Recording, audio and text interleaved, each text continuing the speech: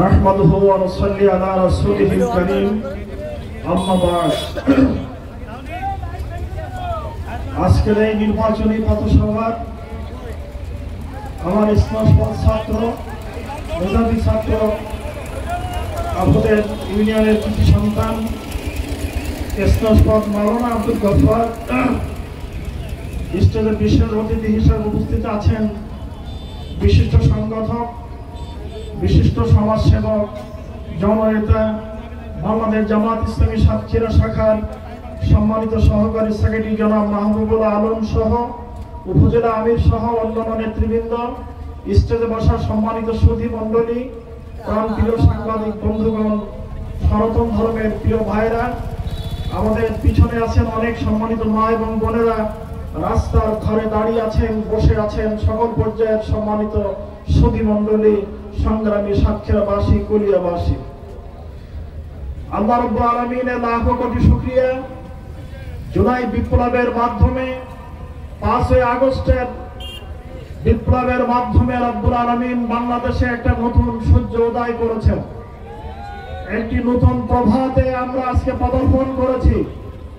একটি কালো অধ্যায়, 16 বছরের একটি জঘন্য অধ্যায়, কালো অধ্যায়, যে অধ্যায়ে হযরতে মাওলানা দেলোয়ার হোসেন সাঈদী, জনাব মাওলানা মতিউর রহমান নিজামী সহ জামাত ইসলামের 11 জন শীর্ষ পর্যায়ের নেতারা শাহাদাত বরণ করেছেন। ফাঁসির কাস্টে তাদেরকে ঝোলানো হয়েছিল। বন্ধুগণ, শত শত নয় হাজার হাজার নেতা কর্মীরা শাহাদাত বরণ করেছেন, পঙ্গুত্ব বরণ করেছেন, লক্ষ লক্ষ মানুষ জেলখানায় আবদ্ধ করা হয়েছে, ডান্ডা বেড়ি পরানো হয়েছে। এমনি ভাবে বিভিন্ন জুলুম এবং নির্যাতনের অবসান ঘটিয়ে রব্বুল আলামিন যে জুলাই বিপ্লবের মাধ্যমে আপনাকে এবং আমাকে স্বাধীনভাবে চলাফেরা করার, স্বাধীনভাবে কথা বলার সুযোগ দিয়েছেন, সে রব্বুল আলামিনের মহান দরবারে লাখ কোটি শুকরিয়া জানাই, আলহামদুলিল্লাহ। আমরা শ্রদ্ধার সাথে স্মরণ করি 52 ভাষা আন্দোলন, 71 সালের মহান মুক্তিযুদ্ধের মাধ্যমে যারা শাহাদাত বরণ করেছেন, জুলাই বিপ্লবে যারা শাহাদাত বরণ করেছেন, সকল শহীদদের মাগফিরাত কামনা করি এবং সকলের শাহাদাত আল্লাহ রাব্বুল আলামিন যেন মঞ্জুর করেন। বন্ধুগণ, হযরতে মাওলানা দেলোয়ার হোসেন সাঈদী কি শুধু বাংলাদেশের সম্পদ? হযরতে মাওলানা দেলোয়ার হোসেন সাঈদী যেমন সারা দুনিয়ার মুসলমান শুধু নয়, সারা দুনিয়ার সম্পদ। মাওলানা মতিউর রহমান নিজামী সারা পৃথিবীর ইসলামিক স্কলারদের হিসাবে তিনি অন্যতম 500 ব্যক্তিদের ভিতরে একজন ব্যক্তিত্ব ছিলেন। আমি যখন হজে গেলাম, হজে একটা প্রোগ্রামে যোগদান করলাম, রাবেতা আলমে ইসলামের একটি প্রোগ্রাম থেকে যখন বের হয়ে আসছি, তখন অনেক বই এবং পত্র পত্রিকা ম্যাগাজিন আমাদের উপহার দেওয়া হলো।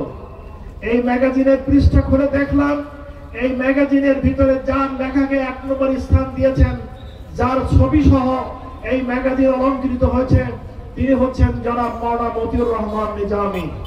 বন্ধুগণ, এই সমস্ত বিশ্বের নাম করে স্কলারদেরকে এই শেখ হাসিনা জান্তা, এই ফ্যাসিবাদী সরকার তাদেরকে হত্যা করে চেয়েছিল বাংলাদেশে ইসলামকে, ইমানকে, ইসলামী সভ্যতাকে, তাহজিব তামাদ্দুনকে ধ্বংস করার জন্য। কিন্তু তারা কি সেটা সফল হয়েছে? আজকে ঘরে ঘরে নিজামী পয়দা হয়েছে, আজকে ঘরে ঘরে দেলোয়ার হোসেন সাঈদী পয়দা হয়েছে, যে ঢাকা বিশ্ববিদ্যালয়ে স্লোগান দিত, সকাল বিকাল জামাত ধরো, শিবির ধরো, আর একটা একটা ধরে ধরে নাস্তা করো। সেই ঢাকা বিশ্ববিদ্যালয়ে এখন স্লোগান নারায়ে তাকবীর, আল্লাহু আকবার। বন্ধুগণ, জাহাঙ্গীরনগর বিশ্ববিদ্যালয়ে স্লোগান দিত, সেখানে 100 জন নারীকে ধর্ষণ করার মাধ্যমে 100 সেঞ্চুরি উদযাপন করেছিল শেখ হাসিনা, তার নাম দিয়েছিল সোনার ছেলে। সেই জাহাঙ্গীরনগর বিশ্ববিদ্যালয় এখন বাংলাদেশ ইসলামী ছাত্র শিবিরের ইসলামের পতাকা তলে ঢাকা জাহাঙ্গীরনগর বিশ্ববিদ্যালয়, চট্টগ্রাম বিশ্ববিদ্যালয়, রাজশাহী বিশ্ববিদ্যালয়। অতএব বাংলাদেশের সমস্ত মেধাবী ছাত্র এবং ছাত্রীদের শিক্ষা প্রতিষ্ঠান, বিশ্ববিদ্যালয়গুলি একের পরে এক শিবিরের নেতৃত্বের মাধ্যমে তারা সেখানে বিজয় সূচিত করেছে। আগামী দিনের বাংলাদেশ ফ্যাসিবাদ মুক্ত বাংলাদেশ, চাঁদাবাজ মুক্ত বাংলাদেশ, জালেম মুক্ত বাংলাদেশ, এই বাংলাদেশ বাংলাদেশ তৈরি করার জন্য কুলিয়াবাসী কি প্রস্তুত? বন্ধুগণ, সেই বাংলাদেশের স্বপ্ন আমরা দেখছি, যে বাংলাদেশের কামনা মুহাম্মদ রাসূলুল্লাহ, যে পৃথিবীর কামনা মুহাম্মদ রাসূলুল্লাহ সাল্লাল্লাহু আলাইহি ওয়াসাল্লাম করে গিয়েছেন। মেশকাত শরীফের একটি হাদিস আমি আপনাদেরকে উপহার দিতে চাই। মেশকাত শরীফের একটি হাদিসের ভিতরে বলা হয়েছে, মুহাম্মদ রাসূলুল্লাহ সাল্লাল্লাহু আলাইহি ওয়াসাল্লাম তিনি বলছেন, আমার থেকে কিয়ামত পর্যন্ত 5টি স্তর না আসা পর্যন্ত কিয়ামত হবে না। তার প্রথম স্তর হলো নবুয়তের স্তর। আমার মাধ্যমে নবুয়তের যুগ শেষ হবে। লা নাবিয়া বাদি, আমার পরে আর কোন নবী পৃথিবীতে আসবেন না। তাই 5টি স্তরের প্রথম স্তর হলো নবুয়তের স্তর। যে স্তর শেষ হয়েছে এই স্তর আর আসবে না। হুজুর বললেন, সুন্নাত তাকুনুল খিলাফা আলা মিনহাজিন নবুয়া, আমার পরে যে যুগ কায়েম হবে, যে যুগ আসবে, সেই যুগের নাম হলো খোলাফায়ে রাশেদার যুগ। এই খোলাফায়ে রাশেদার 4 জন খলিফা নেতৃত্ব দিয়েছিলেন। রাসূলের এই ভবিষ্যৎবাণী আল্লাহ রাব্বুল আলামিন প্রমাণিত করেছেন। এরপর আল্লাহ রাসূল বললেন, সুন্নাত তাকুনু মুলকান আদান, খোলাফায়ে রাশেদার বিদায়ের পরে তৃতীয় স্তর আসবে রাজতন্ত্রের যুগ। এই রাজতন্ত্র একদিন পৃথিবী থেকে বিদায় নিয়ে তারপরে আসবে পৃথিবীব্যাপী স্বৈরতন্ত্র এবং জুলুমতন্ত্রের যুগ।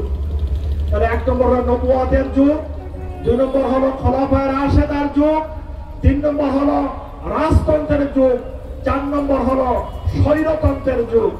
রাসূল কারীম সাল্লাল্লাহু আলাইহি ওয়াসাল্লাম বললেন, একদিন এই স্বৈরাচারের পতন হবে। স্বৈরাচারের পতনের মাধ্যমে সুন্নাত তাকুনুল খিলাফা আলা মিনহাজিন নবুয়া, সারা পৃথিবীতে আবার নবুয়তের আদর্শের ভিত্তিতে, আবার খোলাফায়ে রাশেদার আদর্শে আবার দিন সারা পৃথিবীতে বিজয় হবে ইনশাআল্লাহ। পৃথিবীতে আবার ইসলামের সূচনা হয়েছে। ইসলাম দিকে দিকে নড়ে উঠেছে। ইসলামী বিপ্লবের ছায়াতলে মানুষ পতাকা তলে তারা যোগদান করছে। বাংলাদেশও সেই ঢেউ এবং সেই শুভ সূচনা তৈরি হয়েছে। বন্ধুগণ, এই জোয়ারে বাংলাদেশ জামাত ইসলামী সহ ইসলামী শক্তি, ইসলামী দল এবং ইসলামী মতের লোক আমরা ঐক্যবদ্ধভাবে রাজপথে এসেছি। আমরা আল্লাহর আইন চাই, রাসূলের আদর্শের আলোকে আমরা এই বাংলাদেশকে গড়তে চাই। ইসলামী আদর্শ কায়েম হলে, রাসূলের আদর্শ কায়েম হলে শুধু মুসলমানরা এখানে শান্তি পাবে না। যেমন মুসলমানরা এখানে শান্তি পাবে, তদ্রূপ এখানে অমুসলিমরাও মুসলমানদের সমানভাবে, মুসলমানদের মতন সমানভাবে তারাও শান্তিতে বসবাস করবে। বন্ধুগণ, আমর ইবনুল আস রাদিয়াল্লাহু তাআলা আনহু, তিনি একজন মিশর বিজয়ী যোদ্ধা ছিলেন, সেনাপতি ছিলেন। তিনি যখন মিশর বিজয় করলেন, মিশরের বিজয়ের ইতিহাসে একজন সৈনিক একটা মূর্তির নাকের পরে একটা পুতুলের নাকের পরে একটা মূর্তির নাকের পরে একটি পাখি বসা ছিল। কৌতূহল বশত ওই সৈনিক তীর ধনুক দিয়ে ওই পাখিকে শিকার করতে যেয়ে ওই মূর্তির নাক ভেঙে গিয়েছিল। অমুসলিম ভাইরা যারা দেবদেবীর পূজা করতেন, তারা হযরত আমর ইবনুল আস রাদিয়াল্লাহু তাআলা আনহুর কাছে আসলেন এবং নালিশ দিলেন। আমর ইবনুল আস রাদিয়াল্লাহু তাআলা আনহু সেনাপতিকে ডাকলেন এবং সৈন্যকে খুঁজে বের করলেন। বের করার পরে তরবারি হাতে তুলে দিলেন জাল্লাদের এবং বললেন, ওই মূর্তির নাকের ডগায় পাখি শিকার করতে গেলে এই মূর্তি আঘাত পেতে পারবে, এটা তো তুমি জানো। এটা জানার পরও তুমি যেহেতু এই দুষ্কর্ম করেছো, সেজন্য তার বদলে ওই মূর্তির যেমন নাক ভেঙেছে, তার বদলে এই তরবারি দিয়ে তোমার নাক কেটে দেওয়ার জন্য আমি ফয়সালা দিলাম। বন্ধুগণ, আমর ইবনুল আস রাদিয়াল্লাহু তাআলা আনহু যখন তার সৈনিকের নাক কাটার পরামর্শ দিলেন, তখন অমুসলিম ভাইরা, হিন্দু ভাইরা তারা এগিয়ে আসলেন এবং বললেন, হে মহানুভব প্রধান সেনাপতি, আপনার ইসলাম, আপনার ধর্ম এত উদার, এত মহৎ, এটা আমরা আগে জানতাম না। অতএব নাক কাটার প্রয়োজন নেই, আমরা আপনার বিচারে সন্তুষ্ট হয়েছি।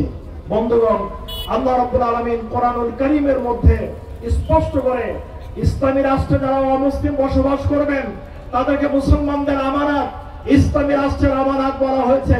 মুসলমানরা যেমন নিরাপদ, প্রত্যেকটি হিন্দু, বৌদ্ধ, খ্রিস্টান আপামর জনতা এবং জনগণ তারাও ইসলামী রাষ্ট্রে নিরাপদ।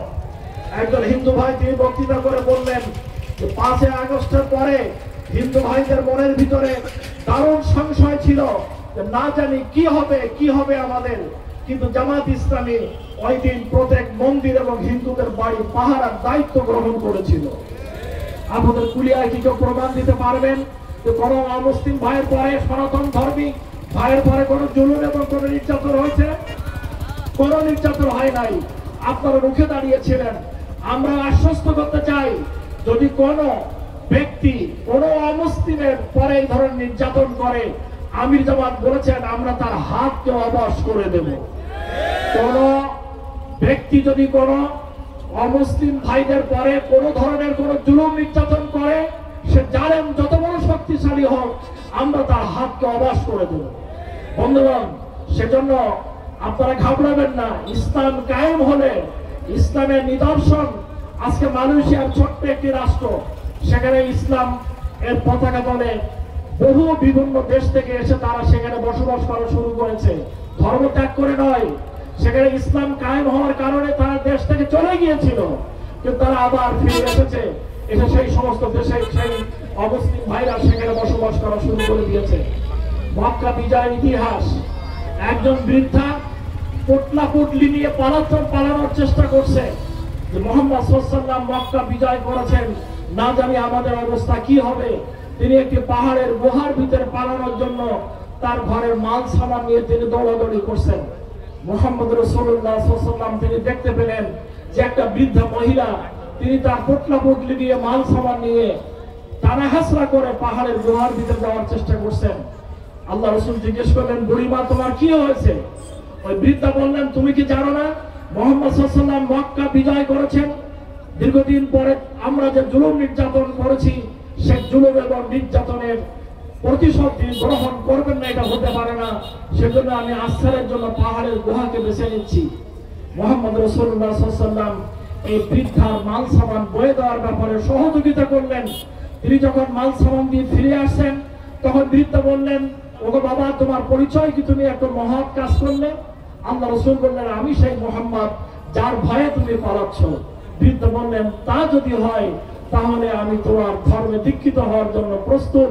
তোমার মতো মহামানব আর নাই, আমি ইসলাম গ্রহণ করার জন্য তৈরি হয়ে গেলাম। বন্ধুগণ, এক সময়ে বাংলাদেশের কি বলেন প্রখ্যাত নেতা আলম ভাই বলেছেন যে এখন আমরা তাকে শ্রদ্ধার সাথে স্মরণ করি নেতা হিসাবে, মরহুম শেখ মুজিবুর রহমান সাহেব।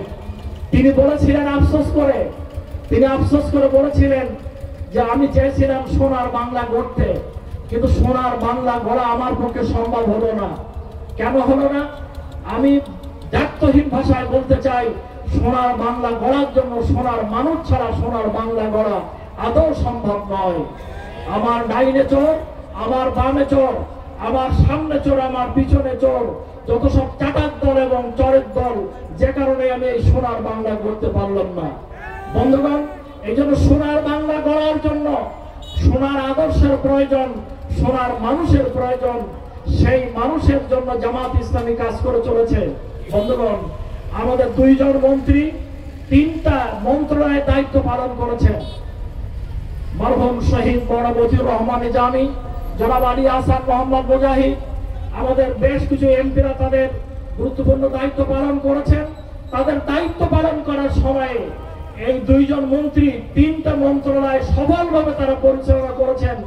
আজও পর্যন্ত আমাদের কোন শত্রুরা তাদের বিরুদ্ধে, 2 জন মন্ত্রীর বিরুদ্ধে 2 টাকার দুর্নীতি করার কোন অভিযোগ এই পর্যন্ত তারা খাড়া করতে পারেন নাই। আমাদের এমপি সাহেবদের বিরুদ্ধে কোন দুর্নীতির প্রমাণ এ পর্যন্ত আমাদের শত্রুও পর্যন্ত দিতে পারে নাই। অতএব আগামী দিনের বাংলাদেশ জামাত ইসলামীর হাতে, এটা নিরাপদ, এটা আপনারা বিশ্বাস করেন। এই জন্য আজকে এই পথসভায়, একটা জনসভায় মানুষের ঢল নেমেছে। আমি আপনাদেরকে আন্তরিকভাবে ধন্যবাদ এবং মুবারকবাদ জানাই। বন্ধুগণ, আমি আপনাদের সামনে যে কথা সামনে নিয়ে আসতে চাই, সেটা হলো আগামী দিনের বাংলাদেশ। এই বাংলাদেশ গড়ার জন্য যে সুন্দর আদর্শের প্রয়োজন, সুন্দর মানুষের প্রয়োজন, সেই সুন্দর মানুষ, সেই সুন্দর আদর্শ আপনাদেরকে উপহার দেওয়ার জন্য জামাত ইসলামী অনন্তর কাজ করে চলেছে।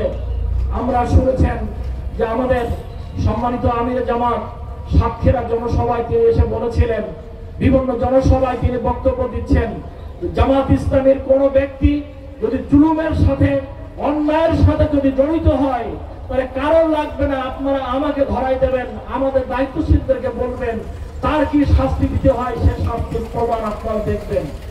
5 আগস্ট থেকে পর্যন্ত কোন চাঁদাবাজির সাথে কুলিয়াবাসীকে বলতে পারবেন জামাত ইসলামের কোন লোক কোন চাঁদাবাজির সাথে জড়িত হয়েছেন? এমনকি প্রমাণ আপনারা দিতে পারবেন কি? দিতে পারবেন আপনারা? আপনাদের কাছে প্রমাণ নাই। অথচ এখানে চাঁদাবাজি, টেন্ডারবাজি, বালুমহল দখল, ঘাট দখল, খের দখল, বিভিন্ন দখলবাজির সাথে আরো কয়েকটি রাজনৈতিক দল তার ভিতরে মেতে উঠেছে। জামাত ইসলামে এইরকম দখলবাজির সাথে, দখলবাজি রাজনীতির সাথে আমাদের কোনো সম্পর্ক নাই। বন্ধুগণ, সাতক্ষীরার উন্নয়নের জন্য অতীতের যে কোনো সময়ের চেয়ে এবার সাতক্ষীরা জেলার উন্নয়নের জন্য অনেক সুন্দর বাজেট ঘোষণা হয়েছে।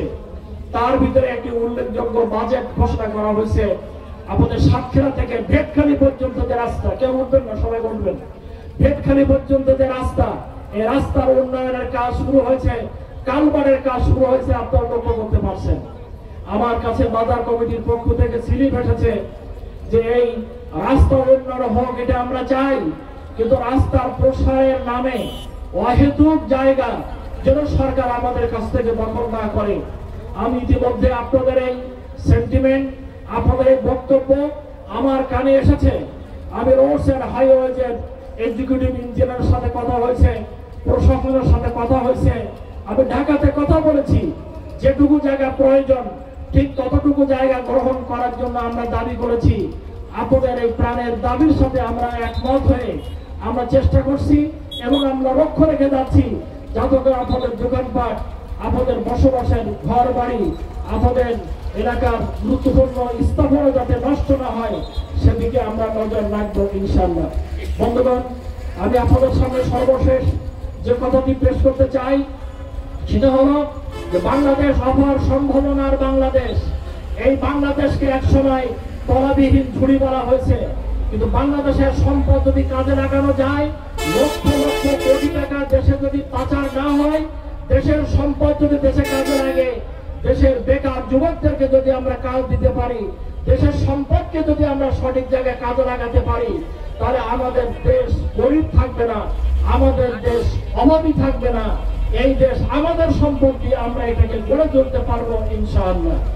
বন্ধুগণ, এবার আমরা লক্ষ্য করতে পারছি এই যে অন্তর্বর্তীকালীন সরকারের পিরিয়ডেও যেটুকু বিদেশ থেকে টাকা আসতেছে এবং আমাদের দেশের যে বাজেট, এই লুটপাট হওয়ার পরেও উন্নয়নমূলক কার্যক্রম যা হচ্ছে, আলহামদুলিল্লাহ অতীতের সরকারের চেয়ে এটা অনেক বেশি। আমি আগেই বলেছি সাতক্ষীরা উন্নয়নের জন্য অনেক বাজেট যা ইতিপূর্বে আমরা কখনো পাইনি, এবার সেটা আমরা সাতক্ষীরাতে পেতে যাচ্ছি।